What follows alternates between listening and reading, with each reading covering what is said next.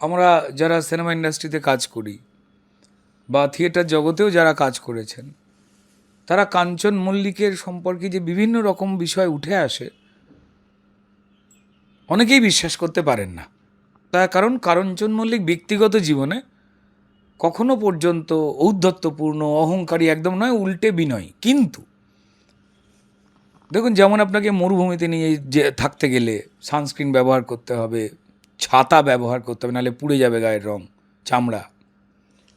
ঠিক তেমনই হিমালয়, দার্জিলিং এসব ঠান্ডার জায়গায় যেতে গেলে আপনাকে মাঙ্কি ক্যাপ জ্যাকেট ব্যবহার করতে হবে, নাহলে আপনি সেখানে টিকতে পারবেন না। ঠিক তেমনই শুধুমাত্র কাঞ্চন মল্লিক নয়, শিল্পজগৎ থেকে একটা আশায়, একটা পরিকল্পনায় যাওয়া প্রচুর মানুষ এই যৌতুকগৃহে আটকে গেছেন।